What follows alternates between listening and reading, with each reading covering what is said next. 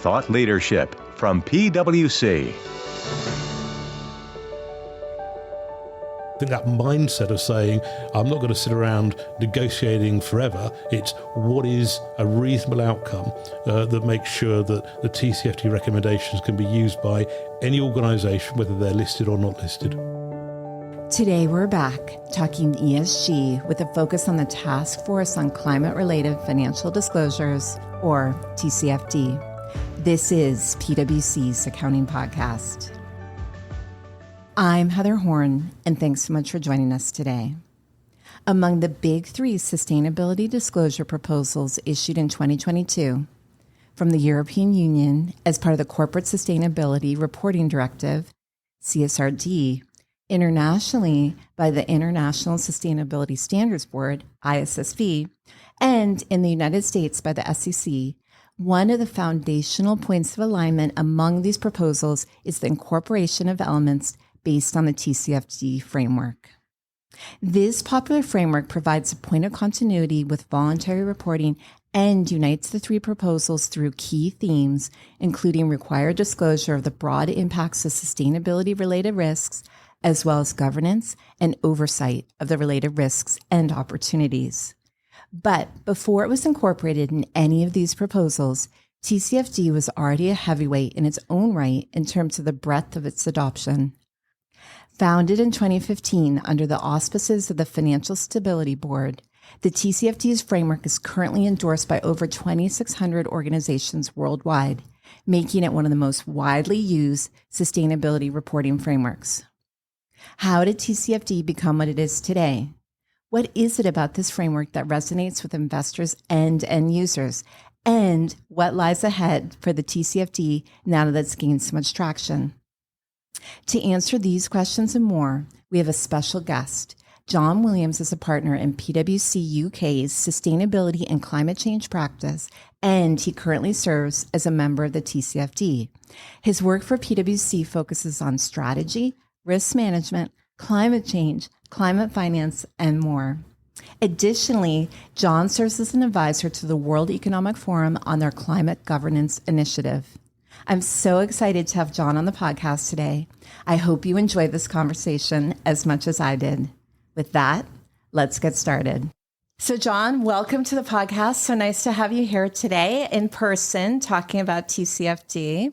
Yeah, Heather, really great to be here and looking forward to our podcast. All right. Well, so I thought we could kick things off. I think one of the questions people always have just to start is, how did you get involved in TCFD? It seems like a great role, but can you give us the background? Yeah, so back in 2015, when the TCFD was launched on the sidelines of the Paris COP, they were really looking for a combination of people with finance sector experience, corporate experience, and, they wanted support from the Big Four. And so my name was put forward, I think probably because I've been doing this for over 20 years now, and that combination of sort of FS experience and being in the Big Four. And so, I was delighted to be nominated, had a bit of a process with the Financial Stability Board because clearly they want to have good governance around it. And so we kind of kicked off in earnest in 2016. And I was sort of told it was going to be a 2-year appointment, and somebody that roughly knows how to tell the time. I know we've been there for more than 2 years, but I think, the outcome speaks for itself. Yeah, so I was just trying to do the math in my mind 7 years later. So before we get into deeply TCFD, you mentioned briefly that you do have a background. You've been at this for 20 years. So how did you get involved in ESG back in a time when most people probably had never even heard of the concept? Well, I think it was probably a combination of sort of circumstances. I was working for a bank and they were being campaigned against, but also a bit of guilt because actually the campaign was against this bank's, financial activities in Southeast Asia and forestry. And I'd been working for the bank in Indonesia. When I came back to the UK, a number of NGOs and investors were sort of campaigning against the bank. And the chairman said to me, "Is it true?" And I said, "Yeah, it probably is." And he said, "Well, you better fix it then." And that was back in 2001. And here we are at the beginning of 2023. So yeah, it's been an interesting journey through financial crisis, a pandemic, your recessions. But I think, ESG, sustainability, is absolutely sustaining. And things like the TCFD give that global sort of platform, for these things to get embedded into the way we run economies, rather than just being sort of slightly voluntary sort of corporate sustainability initiative. So I have to ask the question that I'm sure our listeners have as well. So did the bank stop? Well, what we actually did was to say, well, what does good forestry look like and good land management, and what does, sort of bad forestry look like?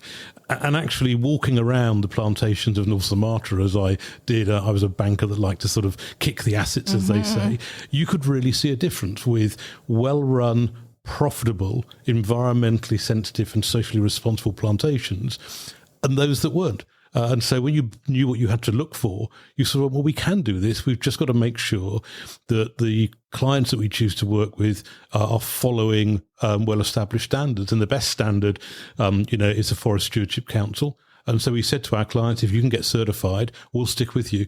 And I think that sort of positive engagement is a far better strategy than saying we're just going to get out of everything that might be sensitive.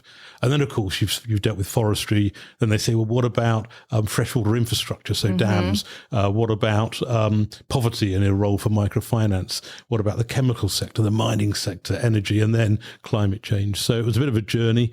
And I did that role at the bank as their chief sustainability officer for about 6-7 years, and then joined PwC the week before Lehman Brothers collapsed in September 2008. Very interesting timing. But I guess going back to what you accomplished at the bank, I think it's a good lesson because so many companies now are turning their attention to, what are our practices, whether it's a financial institution and their lending or otherwise. And I guess what you're saying is that it can be done with the right amount of focus.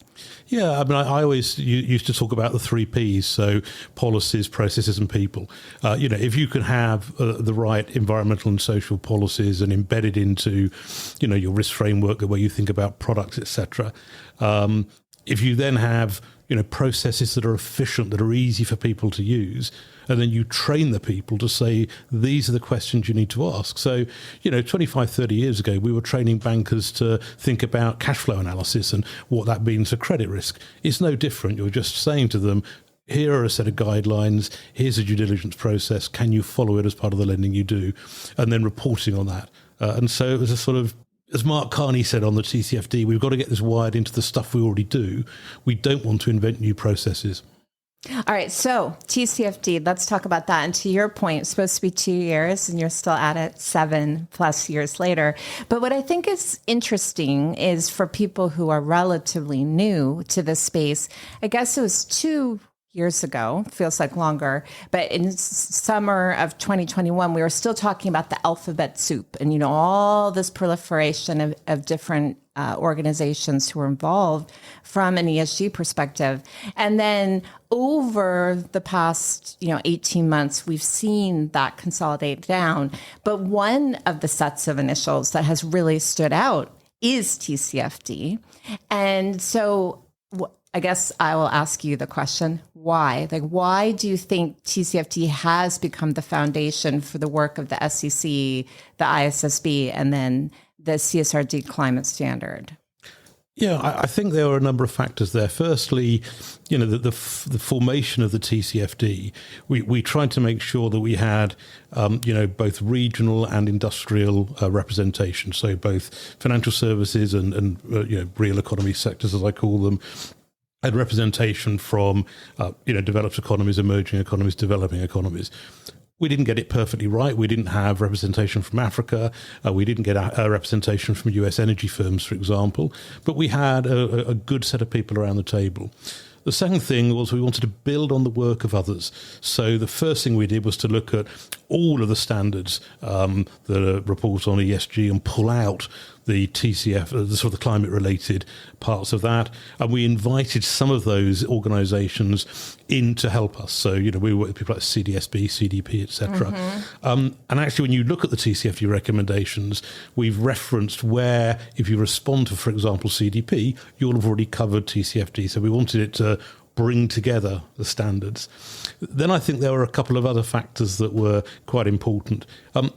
Putting this under the G20 for sort of geopolitical reasons was really important because they represent the large part of the global economy. Putting it under the Financial Stability Board meant that you were talking to the finance ministries of those countries, and we had to get them to sign off on the report. So it had to be practical. Bearing in mind the timing we were doing this, we had some political challenges as well. But we got 20 out of 20 G20 members to sign it. I think the fact that you had all of the big four there, so you had, the sort of global accounting networks, not just thinking about this through a disclosure point of view, but also leaning in to say, well, how do we manage this huge project and bring the right sort of project management and technical resources into it?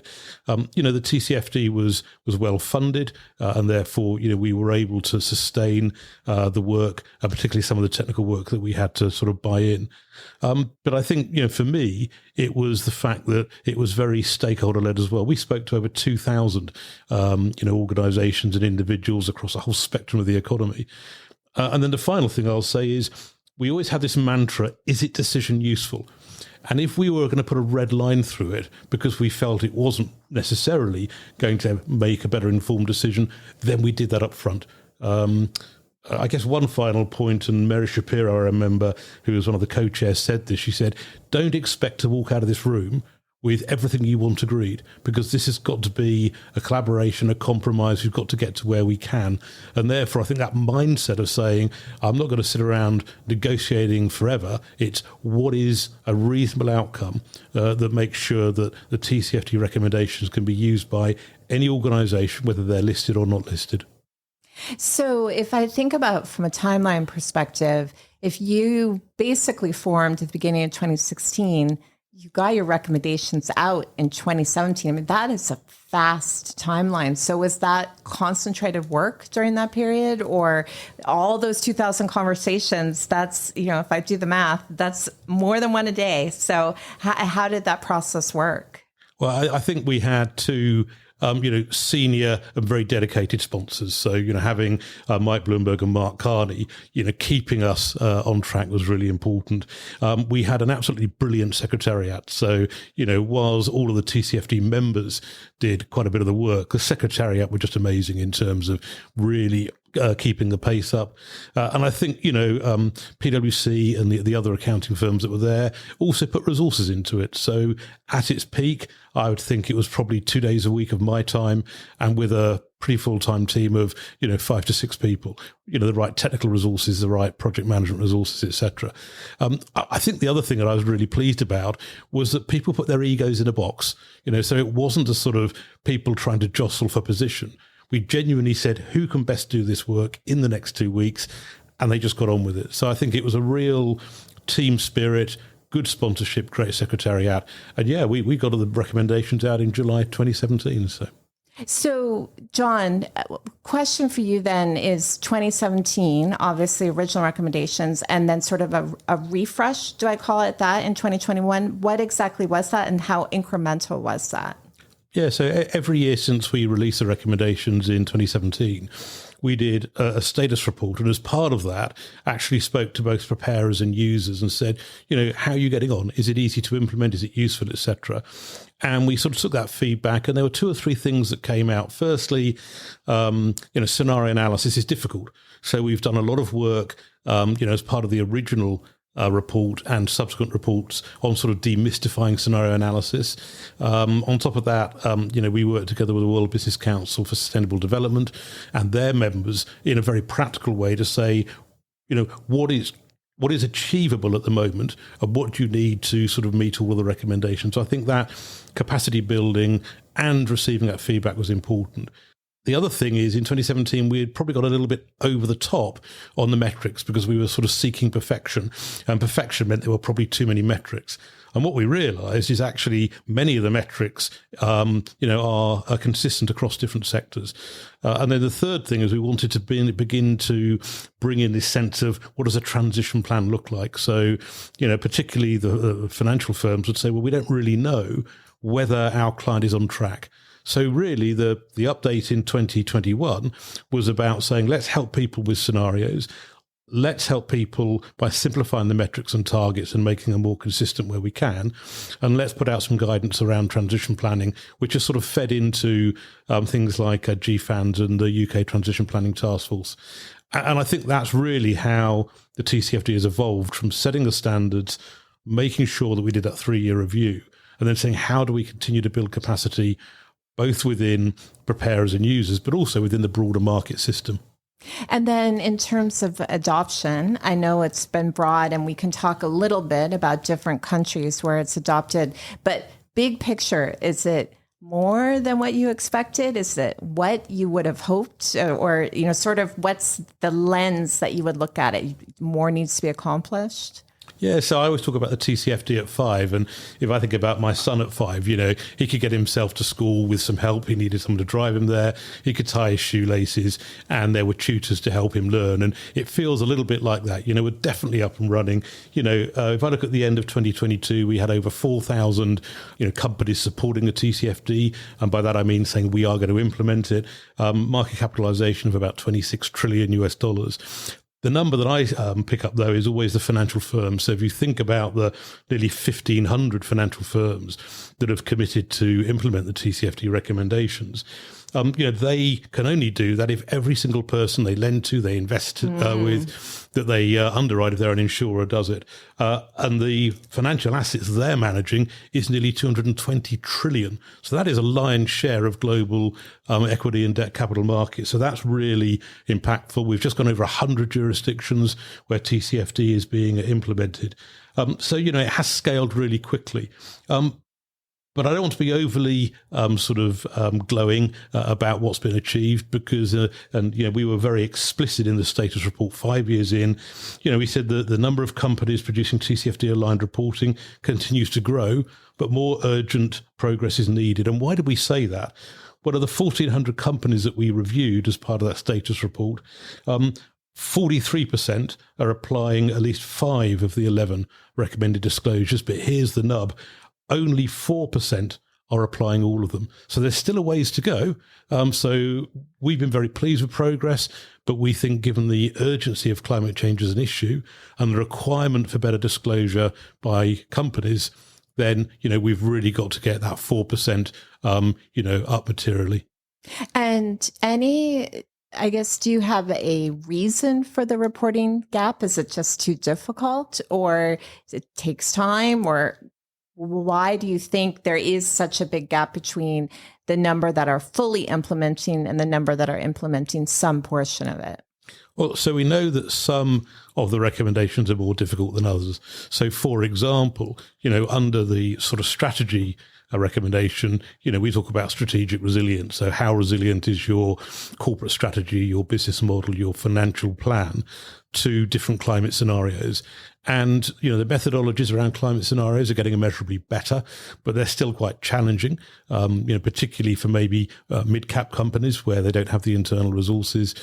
The data availability is also limited. A number of investors, when they talk about the financed emissions in their portfolios, are getting sort of 25 to 30% coverage of proper data. So again, the need for more data, for better methodologies, integrating into risk management systems, so enterprise risk management frameworks, I think has also been a further challenge as well. And in some sectors, setting the right metrics and targets.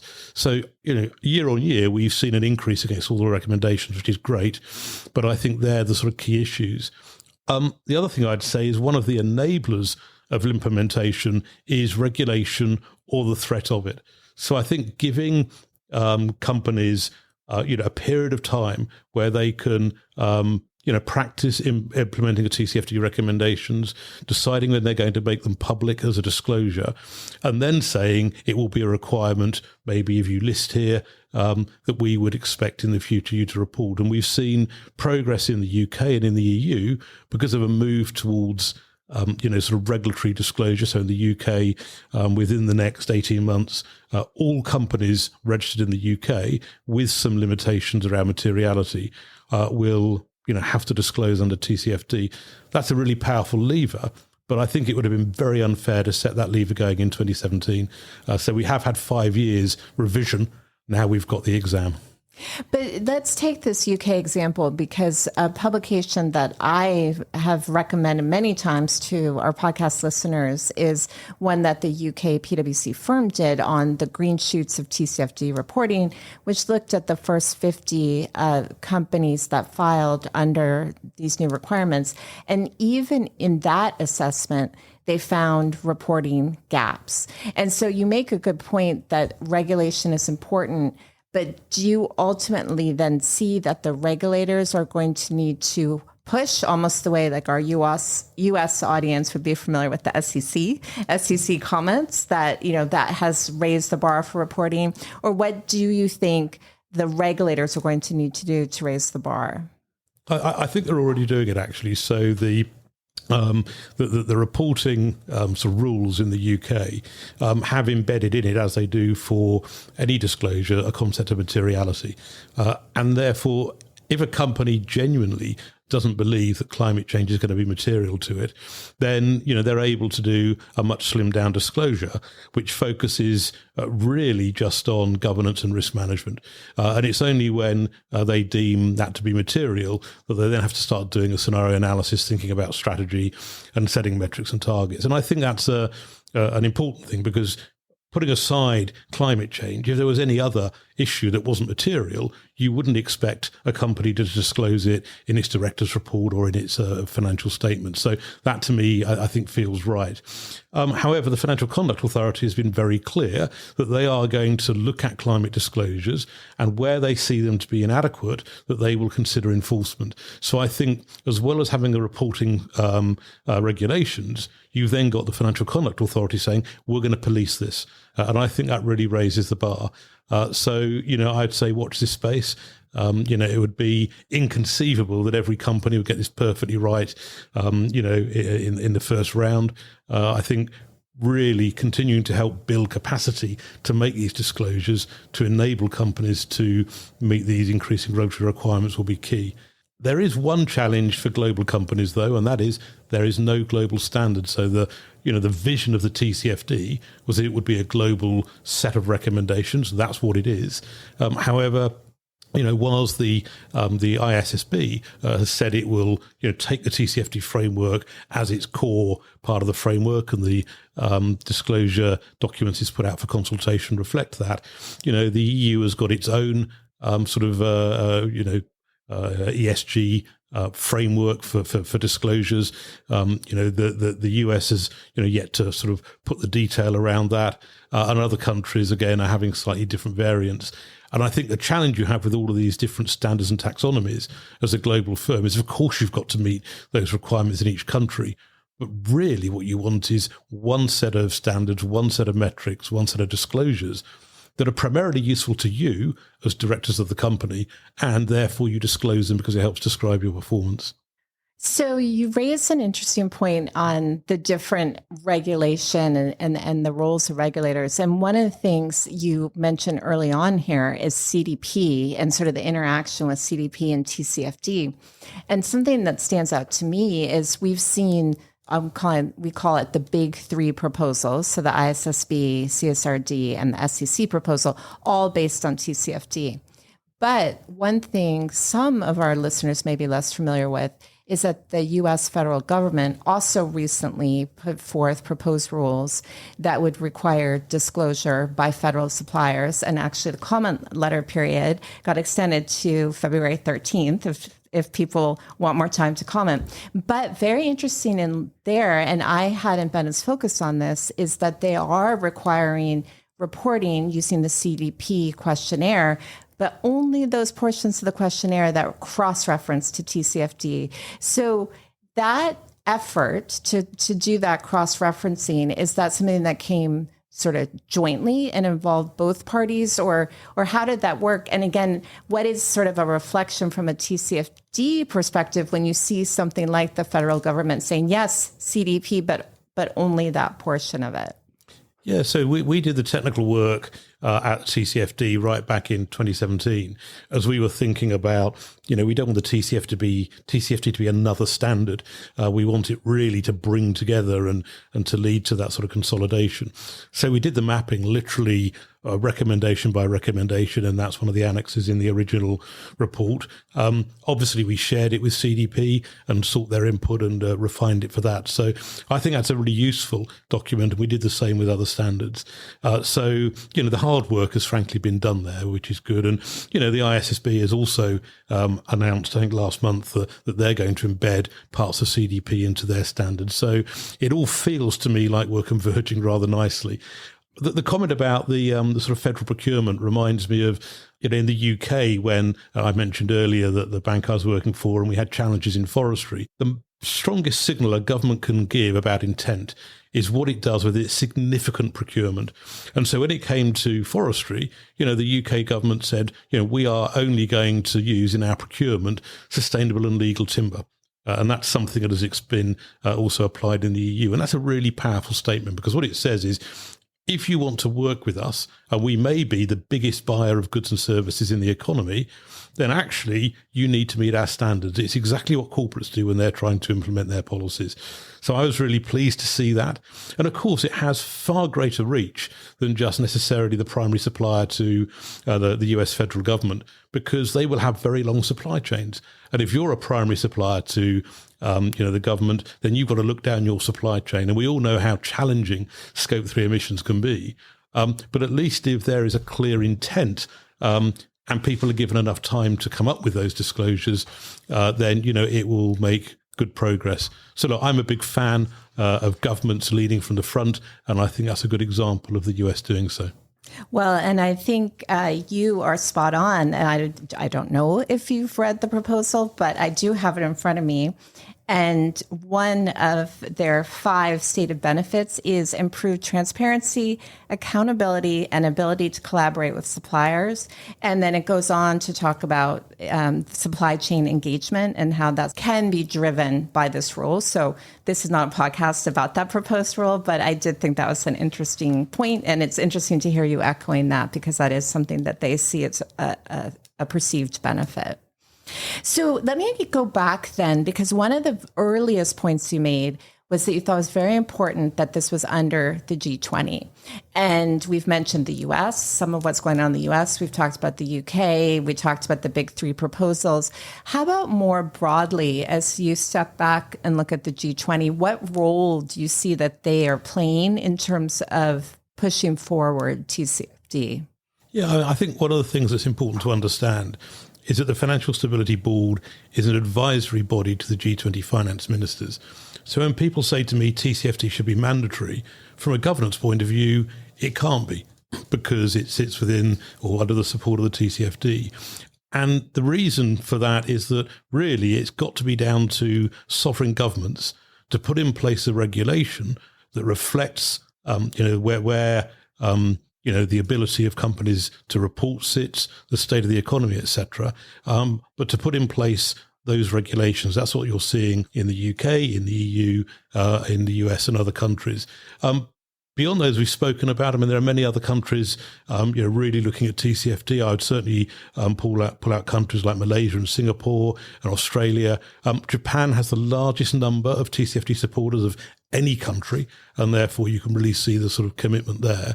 And then even in countries where, climate and carbon disclosure is relatively low, there are governments there encouraging disclosure, or companies saying it's being required of us by the customers that we supply.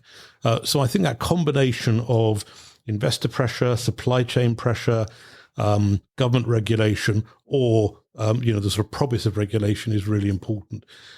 And all of the things that I've seen around the world is that the TCFD is the sort of framework. Yes, there are slight variations to it, and one's got to expect that.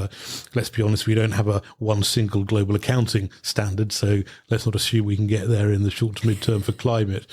But, the ISSB will actually be instrumental, not just on climate, as it pulls together this sort of global sustainability standard, but also you look at nature and the TNFD, which is the next thing that's underway. Again, one would expect that to nest neatly under the ISSB.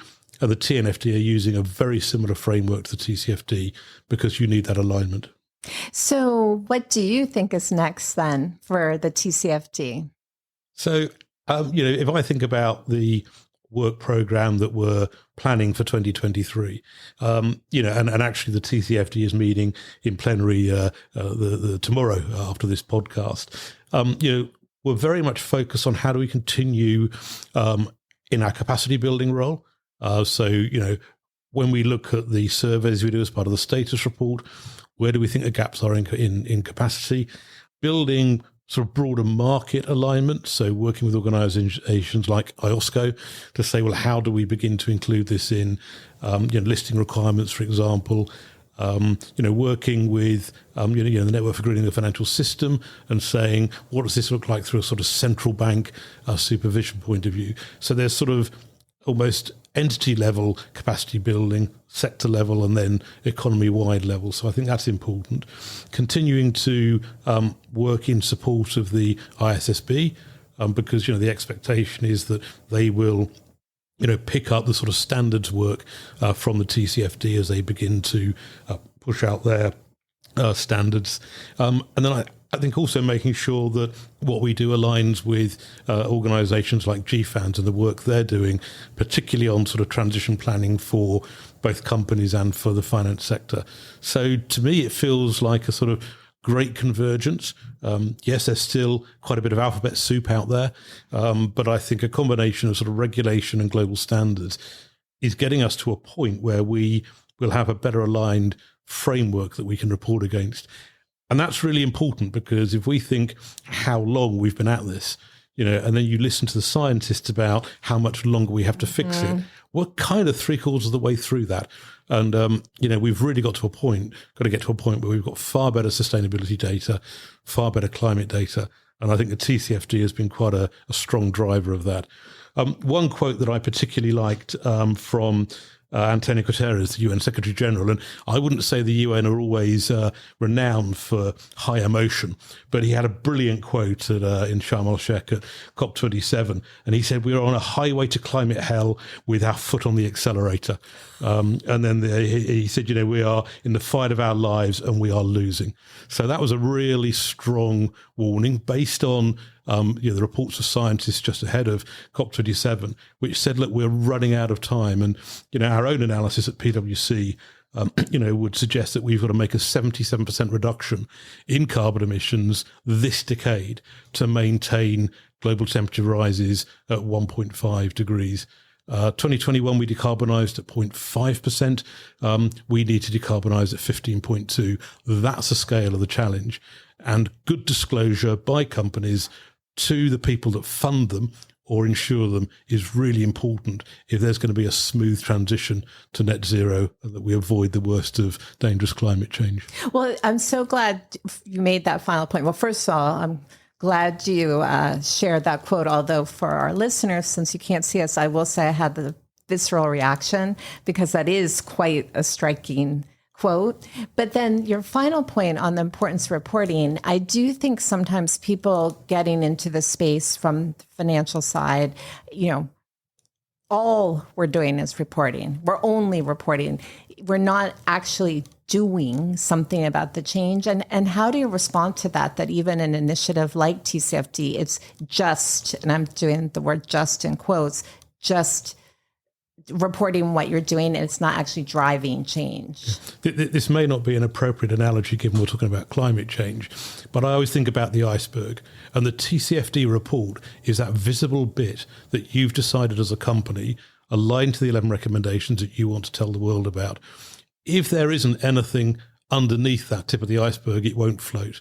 And what you really need is to say, what does our governance look like? Do we have a board that is competent on climate change? Do we have the right governance structure so that we know management are implementing our climate strategy?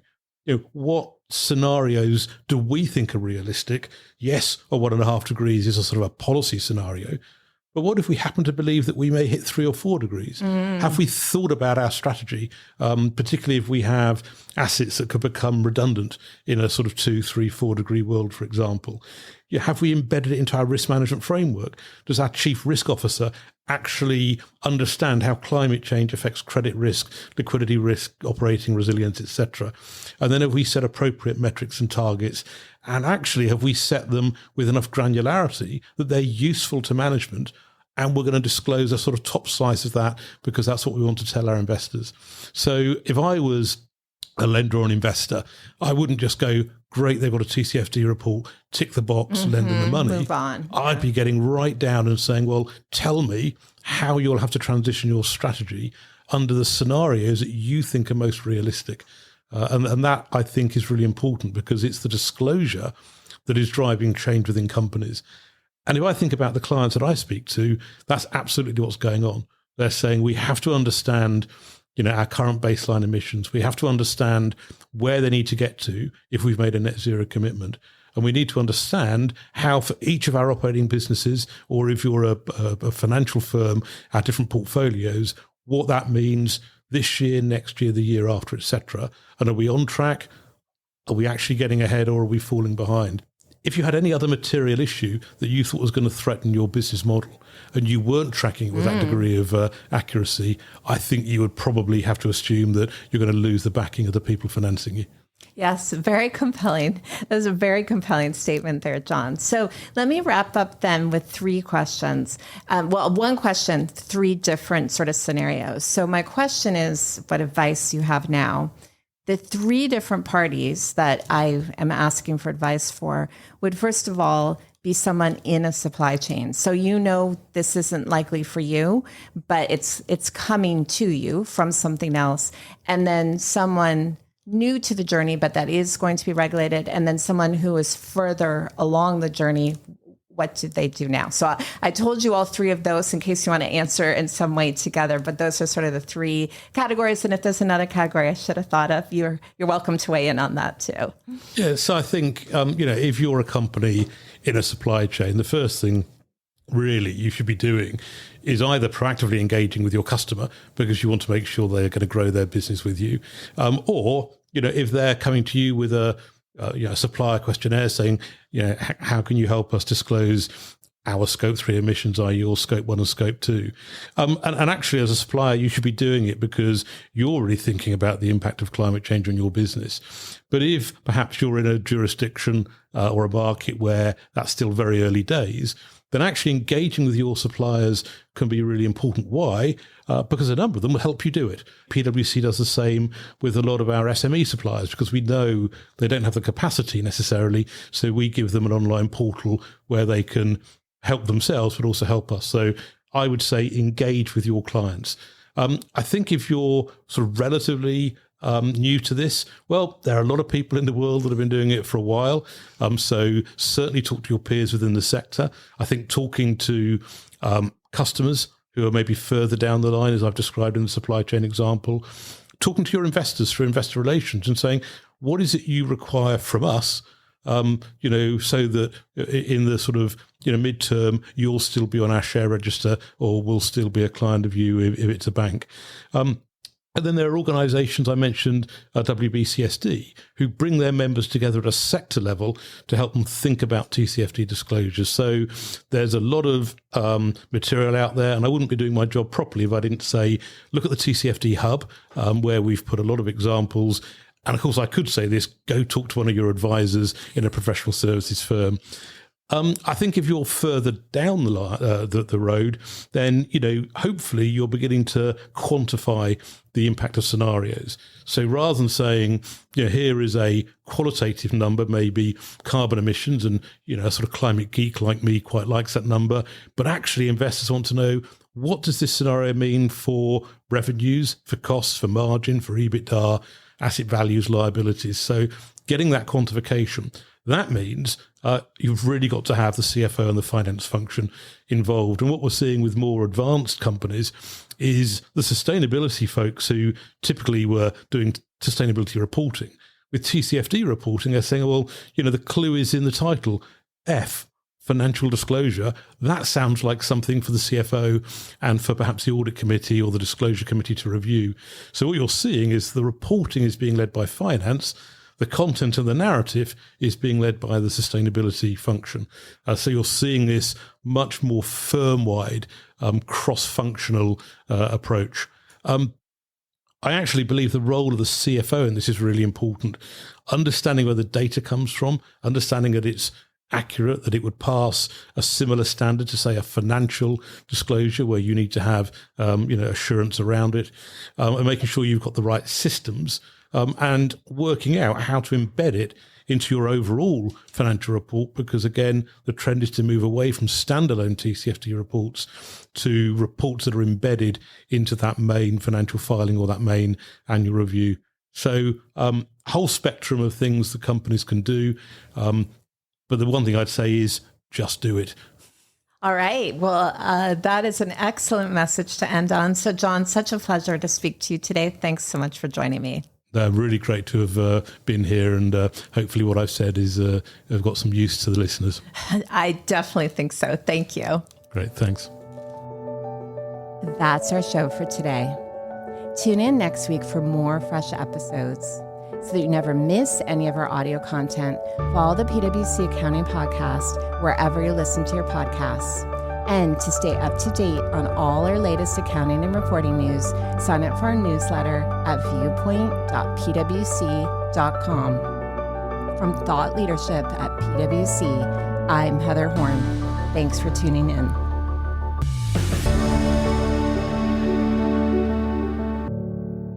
This podcast is brought to you by PwC, all rights reserved.